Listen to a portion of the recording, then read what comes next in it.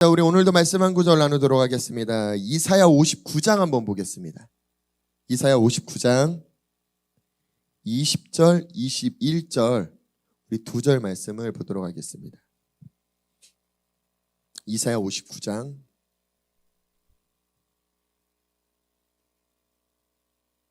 20절, 21절 말씀입니다. 다 찾으신 줄로 믿고 두 절이니까 우리 같이 합독하는 시간 가졌으면 좋겠습니다. 큰 목소리로 합독합시다. 시작. 여호와의 말씀이니라. 구속자가 시온에 임하며 야곱의 자손 가운데서 죄가를 떠나는 자에게 임하리라. 여호와께서 이르시되 내가 그들과 세운 나의 언약이 이러하니 곧 내 위에 있는 나의 영과 내 입에 둔 나의 말이 이제부터 영원하도록 내 입에서와 내 후손의 입에서와 내 후손의 후손의 입에서 떠나지 아니하리라 하시니라. 여호와의 말씀이니라. 아멘. 지금 하나님의 영이 우리 위에 임하였음을 믿음으로 취하시기를 예수님의 이름으로 축복합니다. 할렐루야. 하나님이 약속하셨어요. 무엇을요? 내 입에 둔 나의 말이 내게 두겠대요. 하나님의 그 말씀 자체를 우리 입술 가운데 두셨다라고 하나님이 약속하세요. 그게 하나님이 우리랑 세운 언약이다라고 말씀하십니다. 더 깊이 들어가 봅시다. 하나님의 말씀으로 이 땅을 창조하신 게 창세기에 기록되어 있어요. 그리고 그 말씀이 육신을 입고 이 땅에 오신 상태가 요한복음에는 예수 그리스도래요. 동일하게 우리에게도 하나님은 그 일들을 계획하셨다라는 거예요. 그걸 믿음으로 취하시길 예수님의 이름으로 부탁드리고 축복합니다. 왜 이토록 하나님의 말을 우리 입술 가운데 두길 원하시느냐? 자, 우리가 한 1, 2주만으로 뒤로 돌아가 봐도요. 덴포스 목사님이 이곳에 올 때 미국에 많은 어떤 비자라든지 여러 가지 문제가 있었다라고 말씀드렸죠. 그 가운데 나 집에 가고 싶다. 중도에 포기하고 싶다라는 마음이 들 때 하나님이 그분에게 어떤 감동, 어떤 마음을 주셨다고요? 안 돼. 가서 네가 동의해줘야 돼. 네가 선포해줘야 돼. 하나님 그냥 여기서 해도 되잖아요. 그냥 중보하고 기도하면 되잖아요. 아니, 하나님이 필요하다라는 거예요. 하나님이 뜻이 있다라는 거예요. 그 뜻에 순종하고 반응하고 덴포스 목사님이 여기까지 오셔서 뭘 해야 됩니까? 시키니까 하는 거예요? 아니요. 시키니까 온 정도가 아니라 내가 원하는 정도로 기쁨으로 축복하기를 원하는, 기쁨으로 하나님 뜻이 이루어지기를 내가 동의합니다. 선포합니다. 그러면서 제일 먼저 한 게 무엇입니까? 우리 안에 두려움을 걷어내는 거예요. 왜 두려움을 걷어냈습니까? 하나님 뜻이 이루어지는데 가장 방해물이 무엇이라고요? 두려움이요. 그래서 우리 안에 그 두려움을 걷어냈다고요. 언제까지요? 하나님 뜻이 이루어질 때까지요. 그냥 단순히 내가 하나님의 축복을 받는 정도요? 아니요. 하나님이 원하는 정도는 그 정도가 아니에요. 우리 또한 템포스 목사님과 동일하게 우리도 보냄을 받아서 우리도 다른 누군가에게 하나님 뜻이 이루어질 수 있도록 동의하는 그 말을 선언하는 자들이 되셔야 된다는 걸 기억하기를 예수님의 이름으로 부탁드리고 축복합니다. 할렐루야. 자, 많은 크리스찬들이 기도에 대해서 많이 오해하고 있어요. 왜 오해한다고요? 기도는요, 내 쓸 것을 구하는 게 아니라고. 기도는요, 더 정확하게 하나님의 생각이 무엇인지 아는 것부터 출발하셔야 돼요. 근데 그걸 처음부터 알기 쉽나요? 아니요. 그러니까 내 쓸 건 내 문제를 가지고 기도의 자리에서 씨름하는데 그 기도의 자리에서 씨름을 하면서 무엇을 발견하게 되느냐? 하나님 뜻이요. 하나님 마음이요. 그러면서 내가 원하는 것에서 하나님이 원하시는 것의 위치로 우리가 이동하게 돼요. 그리고 이동하면서 이제 하나님 뜻을 품기 시작하고 그 하나님 뜻을 내가 중보합니다. 내가 선포합니다. 내가 이루어지기를 고백합니다. 라고 기도해요. 잘 보세요. 처음 기도할 때는요, 우리가 배워서 기도해요. 기도 어떻게 해야 되는지 모르니까요. 많은 분들이 혹시 해보셨어요? 기도문 써서 잘 모르니까 그냥 쭉 읽으면서 그게 기도다라고 해보신 적 있지 않아요? 요한복음엔요, 정확하게 이렇게 표현되어 있어요. 종은 주인의 마음을 모른대요. 주인의 마음을 아는 건 친구래요. 그러니까 우리가 어느 영역까지 자라나야 되느냐? 아버지의 심정을 이해할 수 있는 친구 관계. 딸이 자라면 엄마랑 친구가 돼요, 안 돼요? 그쵸. 어릴 때는 친구가 되기 좀 어려운 부분이 있는 것 같아요. 계속 요구만 하니까요. 하지만 시간이 지나가면서 많은 부모님들이 그렇게 표현하더라고요. 아들보다 딸이 훨씬 나아. 아들들 회개하세요.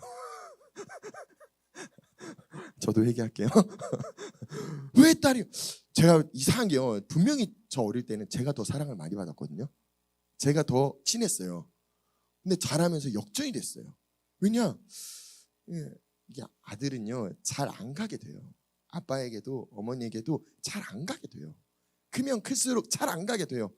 누가 잘 가요? 딸이 잘 가잖아요. 아빠한테도 가고 엄마한테도 가고. 그러니까 이제 시간이 지나가면 엄마랑 똑같이 옷을 바꿔서 입는 시즌까지 오기도 시작하고. 아들만 있는 가정이요.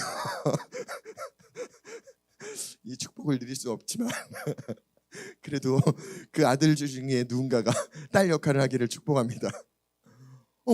분명히 그 딸의 그 기쁨이 있더라고요. 어떤 기쁨이요? 친구 같은 기쁨이요. 하나님이 우리에게 원하시는 그 친구 같은 하나님의 뜻을 말하고 그 뜻을 그냥 무조건 순종할게요, 반응할게요. 그게 나쁘다라는 게 아니에요. 분명히 그 과정이 있어요. 하나님 말씀에 반응하고 순종하는 종같이 살아가는 어떤 과정이 있다면 그 과정에 멈추는 게 아니라 누군가가 기도문을 써주니까 돌파를 위해서 이 기도를 하세요. 뭘 모르고 계속 그 기도문을 계속 외치잖아요. 왜요? 내 삶의 돌파가 일어나기 위해서요. 근데 그 기도문이 무엇을 담고 있는지 그 안의 영성을 이해하는 게 우선인데 이해하지 않아요. 주문 외우듯이 그냥 외워요. 맞아요. 저희 가정 안에서도 그런 과정이 다 있었어요.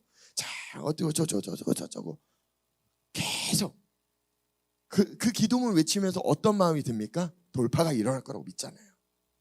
없다라는 게 아니에요. 있지만 우리에게 다음 시즌이 열린 건 그 정도가 아니라는 거예요.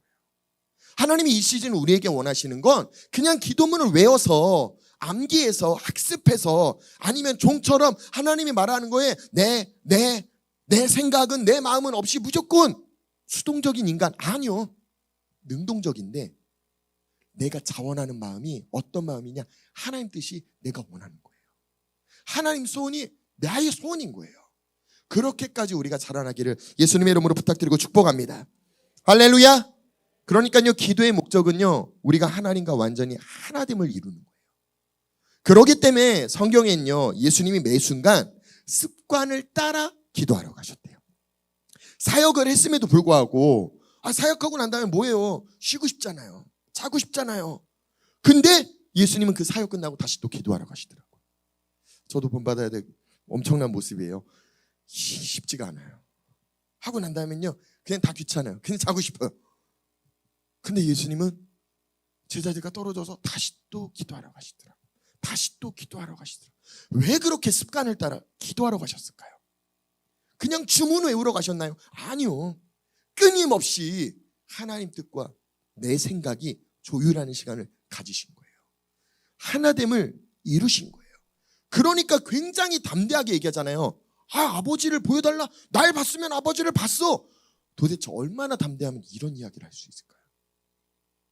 그런 이야기 하실 수 있는 분. 그렇죠. 이제 고개 숙이지 마시고 우리가 그렇게 자라나야 될 영역이라고 좀 믿음으로 취하시기를 예수님의 이름으로 부탁드리고 축복합니다.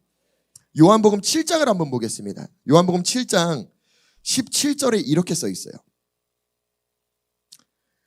사람이 하나님 뜻을 행하려 하면 이 교훈이 하나님께로부터 왔는지 내가 스스로 말함인지 알리라 라고 표현되어 있어요. 18절도 볼게요. 스스로 말하는 자는 뭐라고 써 있어요? 자기 영광만 구한대요. 그러니까요 사역을 보시고요 그 사역의 열매를 보세요. 사역하는 사람들이 뭘 추구하는지, 자기의 영광을 추구하고 있는지 아니면 자기가 보여지지 않더라도 하나님을 계속 나타내길 원하시는지. 우린 그런 사역하기를 예수님의 이름으로 부탁드리고 축복합니다. 보내신 이의 영광을 구하는 자는 성경에 뭐라고 써 있어요? 참되대요. 그리고 그 속에 불의가 없대요. 하나님과 틀어짐이 없대요. 우리가 지녀야 될 마음이 이 마음인 것 같아요. 하나님의 영광을 구하는 자, 하나님의 영광을 나타내는 자. 제가 시작부터 잘 모르는 찬양을 했죠. 옛날에는 이 찬양을 굉장히 많이 불렀었는데 한동안 굉장히 안 불렀거든요.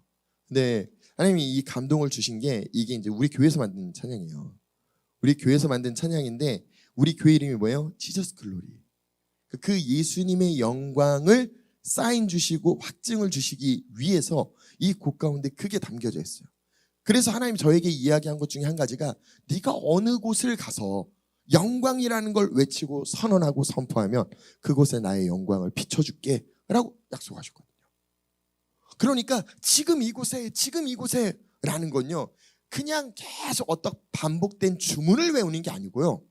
우리 성도들도 저는 앞으로 이 찬양을 이렇게 약간 우리 18번 곡처럼 스타트곡으로 매번 했으면 좋겠어요. 왜? 언제까지요? 우리가 이 지저스 글로리 처치라는 걸 온전히 이해하는 이 교회의 정체성을 이해하는 정도까지요. 이 교회는요 하나님의 영광을 구하는 교회예요. 하나님의 영광이 나타나기를 소망하는 교회가 되셔야 돼요. 그러니까 이 교회가 자라날 때마다 우리 교회에 어떤 무언가를 자랑할 거냐? 하나님이 나타나셔야 돼요. 예수님의 영광, 예수님의 성품, 예수님의 모든 것들이 나타나셔야 돼요. 그 외에 나머지 것들이 자랑되어진다? 조심해야 돼요. 우리가 그 부분에 대한 겸손함이 있어야 된다고 생각해요. 왜요? 그게 우리 교회의 부르심이고 정체성이라고요. 그럼 우리 또한 그 하나님의 영광에 대한 온전한 이해가 있어야 돼요. 그리고 그 영광을 구하셔야 돼요. 출애굽기 보면 모세가 하나님에게 구한 당신의 영광을 내게 보여주세요. 근데 하나님 자신이 자신의 영광을 나타낸 건 자신의 성품을 이야기하더라고요. 표적과 이적과 기사를 이야기하는 게 아니라 하나님의 그 놀라운 성품을 모세에게 나타내서 보여주시더라고요. 그러니까요 사람 안 바뀌어 우리 성도들은 이 얘기 안 했으면 좋겠어요. 왜요? 성경 말씀대로라면요 하나님 만나면 사람 바뀌어야 돼요. 근데 사람이 안 바뀌었다? 아직 옛사람이 있는 거예요. 하나님을 만나는 만큼 우리가 깨달아 아는 만큼 우린 바뀌어져야 돼요. 그리고 많은 사람들이 날 볼 때마다 이런 얘기를 들으셔야 돼요. 너 왜 이렇게 바뀌었어? 라는 얘기요. 안 들린다? 잘 안 하세요. 들린다? 잘 가고 있는 거예요. 하나님의 영광을 구하고 있는 거예요. 예전에는 툭 찌르면 확 소리 질렀던 거예요. 툭 찔러도 더 찔러봐. 쉽지 않지만 어디서요? 가정에서. 아이고.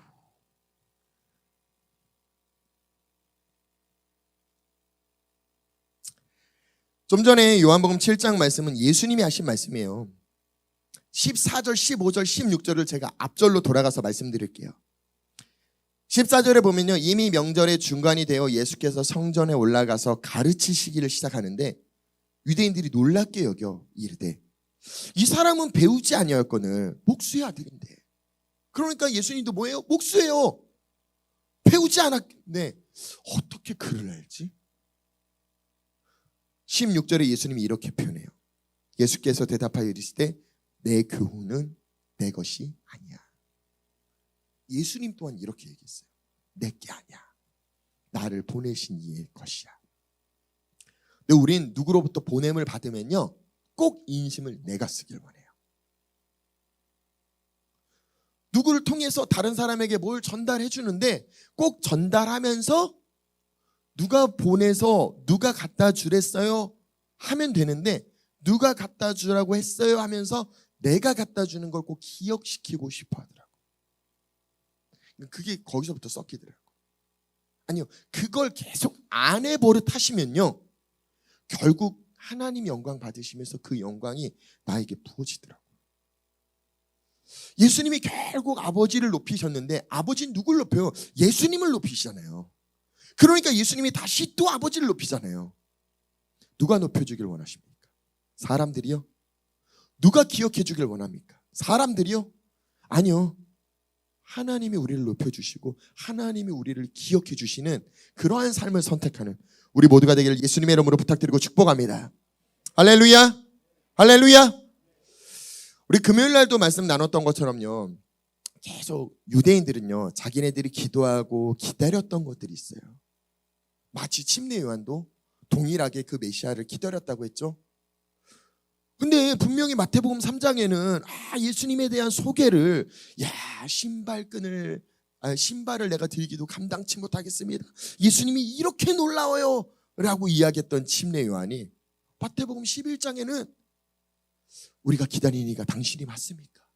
아니면 우리가 또 기다려야 됩니까? 왜 이런 고백을 했다고요? 그의 마음에 실족이라는 게 생겼다고. 자기가 원하는, 자기가 바라는 결과를 낳지 않았기 때문에 너무나 당황해요. 기억하세요.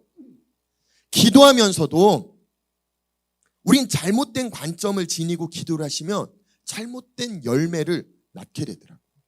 하나님이 우리에게 주고자 하는 열매를 맞닥뜨렸을 때 굉장히 당황해요. 얼마나 믿음이 없는 것입니까? 사도행전에도 동일한 사건이 나와요. 우리 한번 발견해 봅시다. 사도행전 12장을 볼게요. 그때 헤롯 왕이 손을 들어 교회 중에서 몇 사람을 해하려 하여 요한의 형제 야고보를 칼로 죽였대요. 유대인들이 이 일을 기뻐하는 것을 보고 베드로도 잡으려 할세 때는 무교절 기간이라. 잡음에 베드로를 옥에 가뒀어요. 군인 내식인 네페에게 맡겨서 지키게 했어요. 6월절 후에 백성 앞에 끌어내려고 했어요. 이에 베드로는 옥에 갇혔고 교회는, 자 5절 뭐라고 써 있어요? 교회는 누굴 위해요? 누굴 위해 간절히 기도하고 있다고요? 베드로를요. 그러니까 이 포인트를 잘 보셔야 돼요. 그럼 베드로의 어떤 부분을 놓고 기도했을까요? 당연히 옥에서 풀려나기를 원했겠죠. 그 당시에 우리 목사님이니까요. 그리고 다시 풀려서 다시 복음을 전할 수 있게끔 하나님 우리 베드로 목사님 좀 풀어주세요. 자유케 해주세요 라고 기도했겠죠. 잘 보세요. 6절부터 읽어드릴게요. 헤롯이 잡아내려고 하는 그 전날 밤에 베드로가 두 군인 틈에서 두 쇠사슬에 매어 누워 자는데 파수꾼들이 문 밖에서 옥을 지키더니 호련히 주의 사자가 나타나며 옥중에 광채가 빛나며 또 베드로의 옆구리를 쳐 깨워 이르되 급히 일어나라 하니 쇠사슬이 그 손에서 벗어지더라.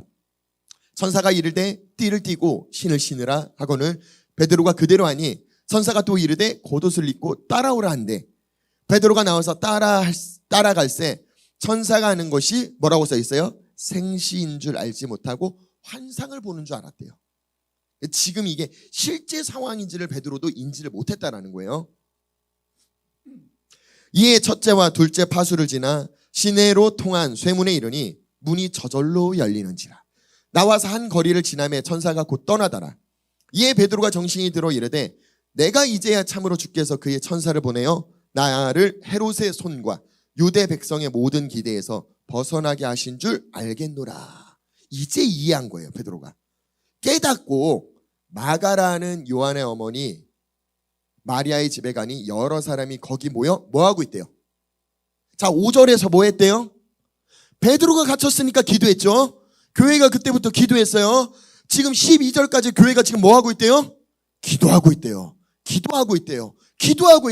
제가 무엇을 말씀드리고 싶으냐? 이들이 어떤 마음으로 뭘 바라보며 기도했겠냐라는 거예요. 그 다음부터 이제 재미있는 걸 보시는 거예요. 13절 베드로가 이제 대문을 두드려요. 로데라는 여자아이가 영접하러 나왔다가 베드로의 음성인 줄 알고 기뻐하여 문을 열었다 열지 않았다. 미처 열지 못하고 달려서 뛰어들어갔어요. 어린아이가 목사님 왔어요 하더니 갑자기 뛰어들어가기 시작한 거예요. 베드로가 대문 밖에서 문이 열리지 않은 채로 서 있는 거예요. 자 15절 우리 성도들이 읽어주세요. 시작.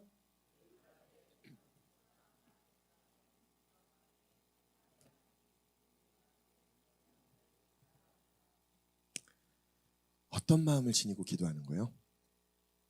5절도 12절도 교회가 기도하고 있다며 뭐를요? 베드로가 풀어지기를. 그죠? 근데 그들의 사고는 어떤 마음을 지니고 기도하는 거예요? 안 풀어질 걸 알고 있어요. 해결되지 않을 걸 알고 있어요. 이게 무슨 기도예요? 우리도 이 기도에서 자라나셔야 된다고요. 불가능한 모든 영역들이요, 하나님 뜻에 정렬되었을 때 가능하다라고 믿으셔야 된다고요. 근데 우리는 구하긴 해요. 기도하긴 해요. 근데 정작 그 문제가 해결되는 그 순간, 그 찰나에 우리는 어떤 반응을 보이겠어요? 에이, 웃기지 마. 말이 돼? 천사겠지, 환상이겠지. 에이, 얼마나 답답할까. 이 사람들이 누구예요? 지금 오순절 마가의 다락방에서 그렇게 같이 기도했던, 성령이 충만하게 임했던 사람들이잖아요. 그러니까요, 이건 남 얘기가 아니에요. 우리 얘기일 수 있어요. 우리가 아무리 하나님의 영광에 대한 어떤 메시지를 듣고 수없이 정체성에 대한 걸 듣고 자라났다고 한들 우리 안에 똑같은 마음을 지닐 수 있다고. 사고체계가 바뀌기를 예수님의 이름으로 축복합니다. 우리가 언제 자꾸 충돌이 오냐면요, 기도하고 하나님과 함께 한다면 그 어떤 어려움이 우리에게 없을 거라는 믿음을 지녀요. 아니요, 어려움이 있을 수 있어요. 어려움이 아예 없다라는 건요, 자꾸 나의 신앙을 흔들리게 만드는 영역에 갖다 놓는 거예요. 어떤 어려움이 있을 수 있어요. 하지만 그 어려움이 나를 해하지 못하는 거예요. 이해가 되시면 아멘 합시다. 이해가 되시면 아멘 합시다. 제가 지금부터 출애굽기에 나오는 10가지 재앙을 보려고 그래요. 이 10가지 재앙을 보는 이유를 먼저 설명드릴게요. 이 안에 하나님의 뜻, 하나님의 계획을 발견하세요. 그리고 그 이스라엘 백성들이 자라나야 되는 영역들이 이 안에 기록되어 있어요. 그걸 이 시즌 우리가 발견하지 못하고, 우리가 이 시즌 그렇게 자라나지 못한다면요, 기억하십시오. 맨날 하나님이 우리에게 줬다라는 축복을 우린 누리지 못할 거예요. 우린 활성화시키지 못할 거예요. 제가 말씀드렸잖아요. 성경은 거짓말하지 않는다니까요. 제가 여러분들을 속이는 게 아니라 성경에 나와 있는 사이클과 이 성경을 알면 알수록 시대를 분별할 수 있고 하나님의 뜻을 발견할 수 있다라고 말씀드렸잖아요. 자, 출애굽기 7장을 한번 봅시다. 출애굽기 7장 16절에 보시면요, 이 10가지 재앙을 다 보려면 시간이 없으니까 중간 계속 스킵하면서 요점만 말씀을 드릴게요. 출애굽기 7장 16절에 보시면요, 그에게 이르기를 히브리 사람의 하나님 여호와께서 나를 왕에게 보내어 이르시되 내 백성을 보내라. 그러면 그들이 뭐라고 써 있어요? 그쵸, 하나님의 계획 중에 한 가지가 광야에서 그들이 나를 섬기는 거예요. 우리의 삶에 광야의 시즌이 있다 없다요? 있을 수 있다니까요. 그럼 우리는 그 광야의 시즌에 어떻게 해야 되는지를 이해하셔야지 자꾸 광야를 없애려고 그래요. 그리고 물된 동산에만 있고 싶어요. 아니요, 그 광야도요, 나를 자라나게 하는 시간이더라고요. 나를 깨닫게 하는 시간이더라고요. 이 10가지 재앙은요, 그냥 단순히 애굽을 심판하려고 하나님이 부으신 게 아니에요. 더 정확하게 이스라엘 백성들에게, 그들에게 내가 하나님인 걸 나타내시려고 하나님이 그렇게 행하셨대요. 양쪽 다 효과를 내신 거예요. 어느 한쪽만이 아니라. 자, 첫 번째 재앙이 무엇입니까? 나일강 물이 피로 바뀌게 돼요. 두 번째는요, 개구리가 온 땅을 치기 시작해요. 그때 출애굽기 8장 8절에 보면요, 바로가 모세와 아론을 불러 이르되 여호와께 구하여 나와 내 백성에게서 개구리를 떠나게 하라. 재앙 2번 만에 무릎을 꿇었어요. 첫 번째 무릎을 꿇는 거예요. 내가 이 백성을 뭐라고 써 있어요? 보내겠대요. 하나님 뜻대로 보내겠대요. 그들이 여호와께 제사를 드릴 것이라. 근데 말을 또 바꿔요. 세 번째 재앙이 온 땅에 티끌이 다 이가 돼요. 네 번째 재앙에 파리가 가득해요. 출애굽기 8장 20절을 볼게요. 여호와께서 모세에게 이르시되 아침에 일찍 일어나 바로 앞에 서라. 그가 물 있는 곳으로 나오리니 그에게 이르기를 여호와께서 이와 같이 말씀하시기를, 또 하나님이 뭘 요구해요? 내 백성을 보내라. 그러면 그들이 나를 섬길 것이야. 동일한 얘기를 계속 반복적으로 해요.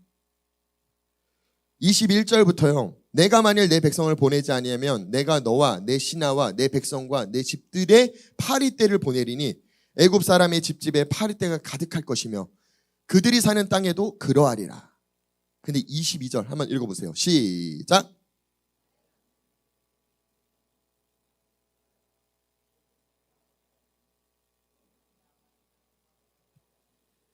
(23절도요) 시작.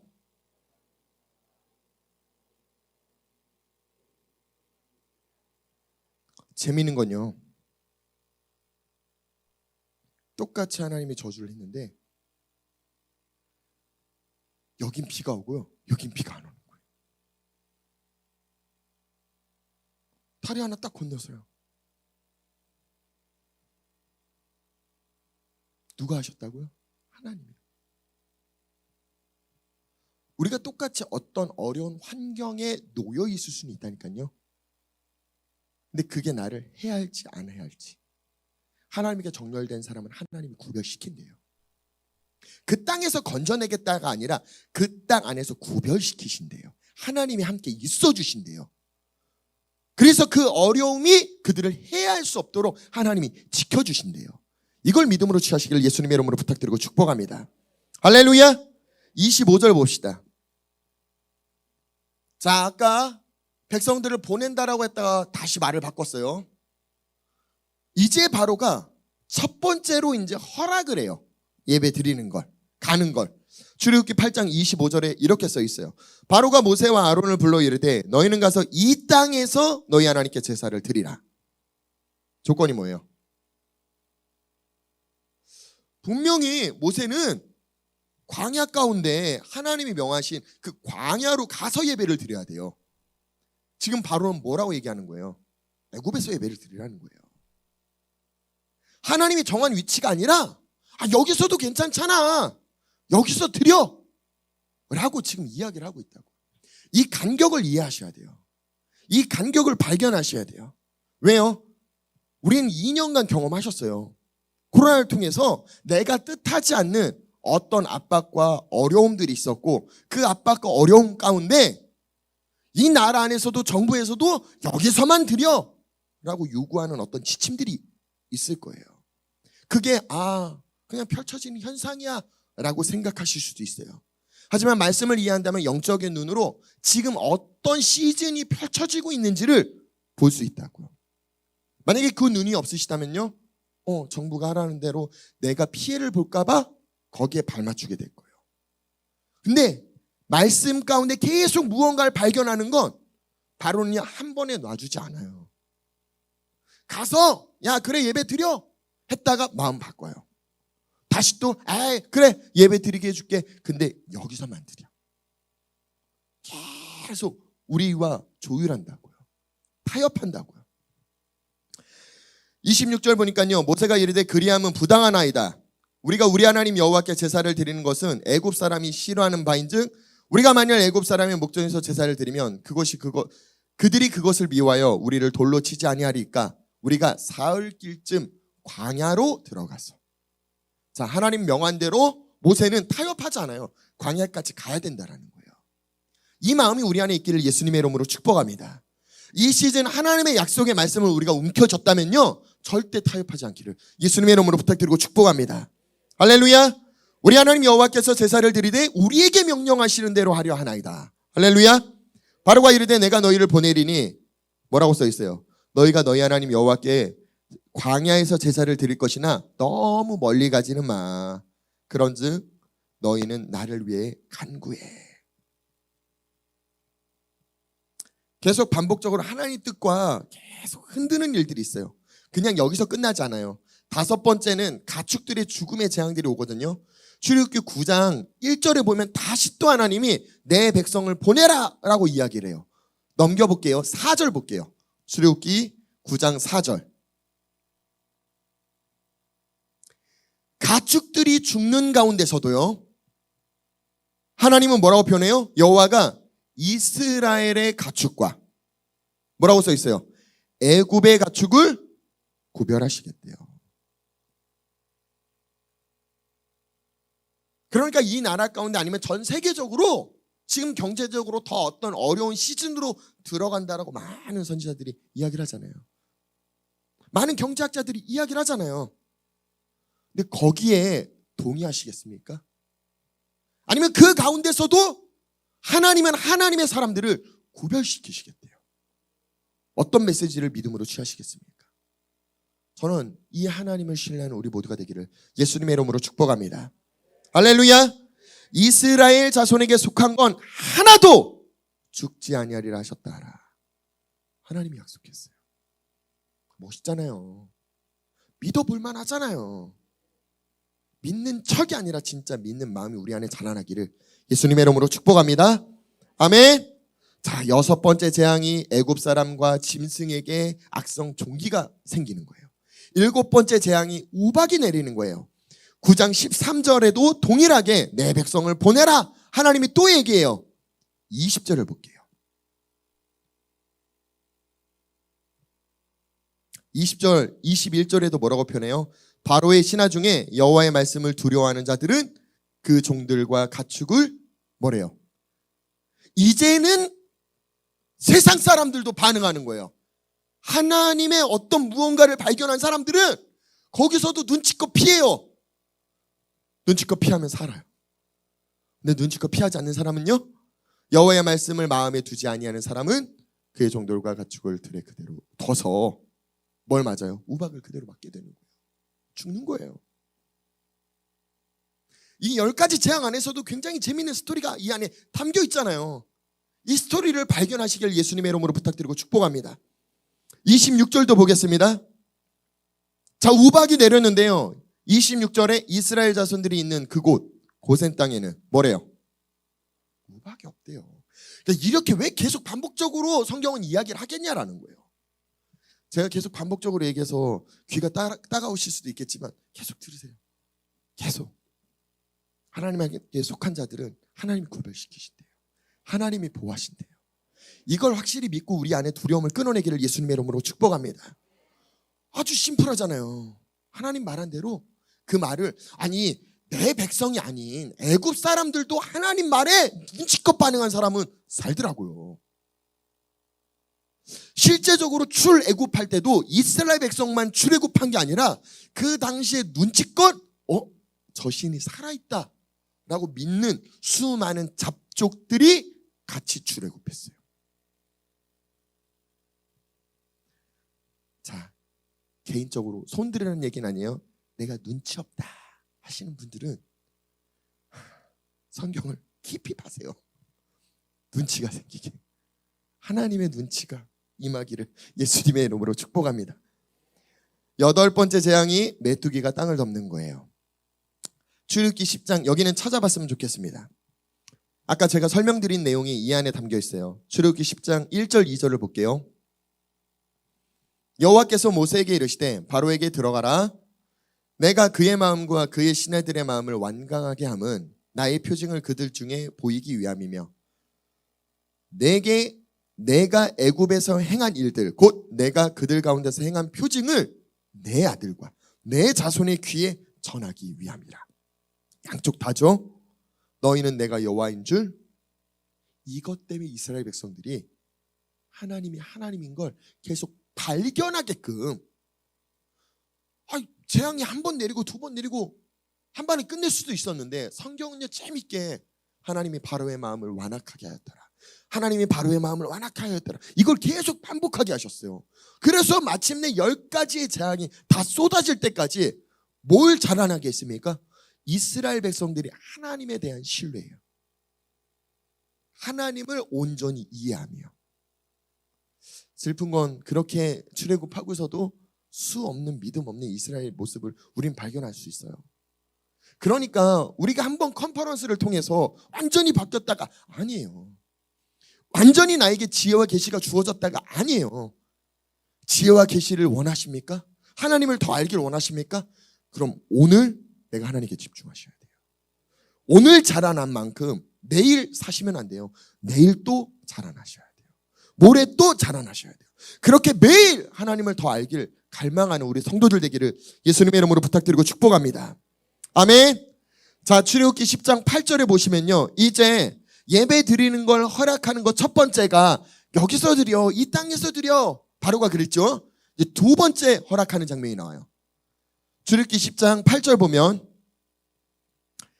모세와 아론을 바로에게로 다시 데려오니 바로가 그들에게 이르되 뭐라고 써 있어요? 가서 너희 하나님 여호와를 섬기라. 조건이 붙어요. 뭐라고요? 누구누구가? 모세가 이르되 우리가 여호와 앞에 절기를 지킬 것인즉 우리가 남녀노소와 양과 소를 데리고 갈 거예요. 바로가 그들에게 이르되 내가 너희와 너희 어린 아이들을 보내면 여호와가 너희와 함께함과 같으니라. 이게 어떻게 같아요? 애들 위험하잖아. 광야까지. 애들은 두고 가. 보라, 그것이 너희에게 나쁜 것이야. 그렇게 하지 말고 너희 장정만 가서 여호와를 섬기라. 우리 많이 경험했잖아요. 코로나 기간. 회사에서도 일터에서도 수많은 세상 사람들이 교회에 가면 사인 뭐 하게 한다며요. 공무원이든 직장인이든 혹시나 교회 가서 걸려오기만 해봐. 그럼 잘라버린다고.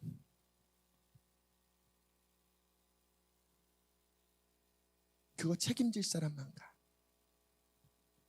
그게 두려우니까 못 움직여요.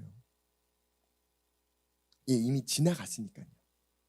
그 당시에 얘기했으면 우리 성도들 마음이 어려웠을 거예요. 근데 지나갔으니까 지나간 걸 다시 말씀 가운데 우리가 한번 들여다보자라는 거예요. 우린 그 순간 어떤 믿음으로 어떤 마음을 지니고 있었는지. 분명히 성경은 하나님은 이 시즌 우리에게 어떤 반응을 원했는데 성경에 써 있잖아요. 애굽왕 세상이 계속 조건부를 거는 거. 그 조건부에 난 어떻게 반응했는지. 직장 그만두란 얘기가 절대 아니에요. 두려워하시지 말라라는 거예요. 그 어떤 것도 내가 나와 하나님과의 관계를 끊을 그 두려움을 우리가 허용하시면 안 돼요. 그걸 허용하시는 순간부터는 출애굽 못 하시는 거예요. 모세가 여기서 타협했다면 출애굽 못 하는 거라고요. 모세는 타협하지 않아요. 끝까지 가요. 여기서 멈춥니까? 아니요. 이제 9번째 재앙이 다시 내립니다. 흑암이 땅을 덮어요. 동일하게 출애굽기 10장 21절에요. 여호와께서 모세에게 이르시되 하늘 향해 내 손을 내밀어 애굽 땅 위에 흑암이 있게 하라. 곧 더듬을 만한 흑암이니라. 자, 계속 반복적으로 이걸 찾아서 읽어드리는 걸 이해하셨으면 좋겠어요. 모세가 하늘을 향하여 손을 내밀매 캄캄한 흑암이 3일 동안 애굽 온 땅에 있어서 그동안은 사람들이 서로 볼 수 없으며 자기 처소에서 일어나는 자가 없으되 그 뒤엔 성도들이 읽어주세요. 시작. 하나님의 이 확실한 구별함을 보시겠습니까? 보고 계십니까? 하나님이 함께하는 곳에는 어둠이 없다니까요. 우박이 내릴 수가 없다니까요. 그 어떤 재앙도 있을 수가 없다니까요. 우리를 문제의 영역에서 이탈시켜주는 거, 완전히 탈출시켜주는 게 아니라 그 문제 가운데서 하나님이 우리랑 함께 하심으로 그 어떤 것도 우리를 해할 수 없게 하셨대요. 믿으시면 아멘 합시다. 믿으시면 아멘 합시다. 계시록 말씀을 보셔도 동일한 이야기가 나와요. 1000년 동안 옥에 갇혀 있었던, 무적행에 갇혔던 그 원수가 잠시 동안 놓이게 돼요. 그럼 성경 자체를 봤을 때는요, 놓였을 때 뭔가 막 이제 믿는 자들을 박해하려고 막 다가와요. 성경을 잘 읽어보시면요, 그 주위를 둘러싸였지 그 어떤 것도 해하지 못했어요. 해하려고 할 때 하늘에서 불이 내려서 그들을 다 불살라버렸대요. 기억하십시오. 하나님과 함께 정렬된 자들은요, 그 어떤 것도 해할 수가 없다라고 성경 명확하게 우리에게 증언해요. 아, 근데 목사님, 내가 이 어려움이 있어요. 내가 이런 것들을 겪고 있어요. 내가 이 안에 있어요. 거기서 우리가 어떤 마음을 지닐지 내 안의 마음과 싸우는 시간이에요. 하나님이 진짜 그 문제를 내 삶 가운데 일어나게끔 허용하신 게 아니라 내가 믿음으로 나아갈 시간이라고요. 두려움을 끊어낼 시간이라고요. 그렇게 자라나는 우리 모두가 되기를 예수님의 이름으로 축복합니다. 자, 출애굽기 10장 24절에 보면요, 이제 바로가 세 번째 예배를 드리러 갈 때 마지막 조건부를 걸어요. 뭐라고요? 바로가 모세를 불러서 10장 24절입니다. 이르되 너희는 가서 여호와를 섬기되 너희의 양과 소는 머물러 두고 너희 어린 것들은 너희와 함께 갈지라. 모세가 이르되 왕이라도 우리 하나님 여호와께 드릴 제사와 번제물을 우리에게 주어야 하겠고 우리의 가축도 우리와 함께 가고 한 마리도 남길 수 없으니 이는 우리가 그 중에서 가져다가 우리 하나님 여호와를 섬길 것임이며 또 우리가 거기에 이르기까지는 어떤 것으로 여호와를 섬기는지 알지 못함입니다. 쉬운 표현으로요, 경제적으로 어렵잖아, 힘들잖아, 뭐 하잖아. 번제물을 가져가지 말라는 건요, 하나님 앞에 제물을 가져가지 말라는 거예요. 형편이 그렇잖아. 그러니까 너 있는 모습으로 그냥 네가 예배 드리면 되잖아. 하나님 우리 마음을 받으시지. 모세는 거기까지 타협하지 않더라고요. 힘써서 우린 가져가서 드려야 된다라는 거예요. 예, 인간적으로요 타협할 수 있어요. 물러설 수 있어요. 근데 물러서지 않았을 때 벌어지는 걸 발견해 보셨으면 좋겠어요. 11장에 봅시다. 여호와께서 모세에게 이르시기를 내가 이제 한 가지 재앙을 바로와 애굽에 내린 후에야 그가 너희를 여기서 내보내리라. 그가 너희를 내보낼 때는 여기서 반드시 다 쫓아내게 될 건데 2절 3절을 잘 보세요. 백성에게 말하여 사람들에게 각기 이웃들에게 은금 패물을 구하게 하라 하시더니 여호와께서 그 백성으로 3절은 우리 성도를 읽어주세요. 시작. 큰 소리로요, 믿음으로. 시작.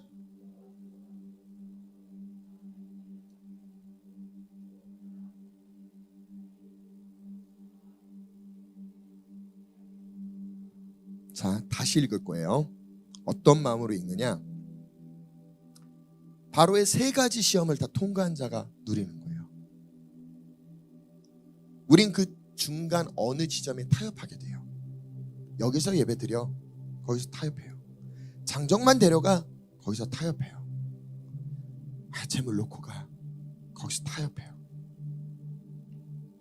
근데 이 시즌에 오히려 더 온전함을 하나님 앞에 드리셨으면 좋겠어요. 우리가 우리의 삶 가운데 누리는 게 우리가 우선이지 하나님 앞에 드리는 게 우선이지 않게 되잖아요, 자꾸. 근데 하나님이 우선이었으면 좋겠어요. 이 세 가지 시험을 통과한 자들에게 하나님은 반드시 어떤 계획을 갖고 있습니까? 애굽 사람으로부터 은혜를 받게 하신대요. 왜 세상에 부에 이동하면서 세상의 어떤 부를 하나님 자녀들에게 이동하는 시즌이 있다라고 하잖아요. 그러니까 많은 거룩한 백조들이요, 진짜 그 하나님 때만 손 놓고 기다리는 사람들이 많아요. 아니요, 성경을 잘 들여다보세요. 내가 돈이 없다고 그냥 거룩한 백조처럼 하나님이 나에게 갑자기 재정을 뚝, 절대 없어요. 나의 삶에 신실함이 있어야 돼요. 타협하지 않는 예배가 있어야 돼요. 타협하지 않는 하나님 앞에 드림이 있어야 돼요. 그 다음에 주어지는 게 이 은혜고 은총이에요. 그걸 기억하면서 내게 하나님이 이 은혜를 주신다라는 믿음, 확신을 가지고 우리 3절 다시 한번 읽어봅시다. 시작!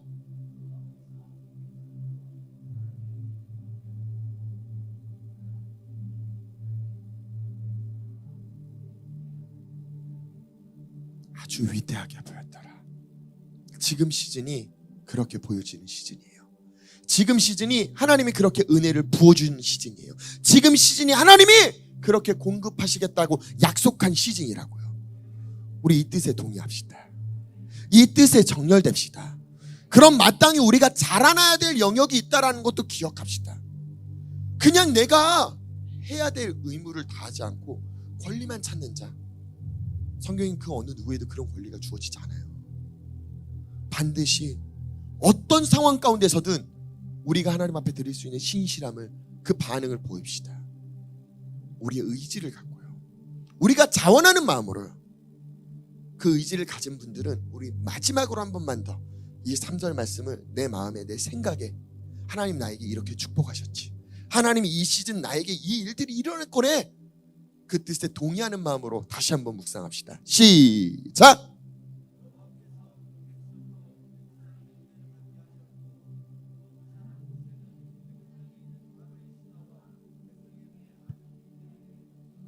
아멘. 우리를 이제 세상의 사람에게 은혜 받게 하시는 시즌, 그들 눈에 하나님이 함께 하시는 것 때문에 위대하게 보여지는 시즌, 그렇게 이끄시는 하나님의 목적과 이유를 온전히 깨달아 아는 우리 자녀들이 되기를 예수님의 이름으로 축복합니다. 우리 같이 기도합시다. 이 시간 기도할 때 하나님 이사갈에게 부은 그 기름 부음처럼 이 시대에 하나님이 행하신 일들을 보게 하소서. 그리고 마땅히 행할 바를 알게 하소서. 그리고 형제들을 통솔하고 통치하는 자로 우리가 그 지혜와 계시를 지닌 자들, 말씀의 약속을 지닌 자들, 언약을 지닌 자들, 하나님의 영이 우리 위에 임하였으니, 하나님의 말을 우리 입술 가운데 두었으니 너에게 두었고 너의 후손에게 두었고 너의 후손의 후손에게 그 입술 가운데 나의 말을 두었다. 내가 너와 세운 언약이야. 이 약속의 말씀을 붙잡고 나아갑시다. 주님, 그 뜻이 이루어졌음을 내가 동의합니다. 그 뜻이 이루어졌음을 우리가 동의합니다. 우리 이 시간 두 손을 높이 들고 주여 한번 외치며 합심해서 통성으로 기도하며 나아갑시다.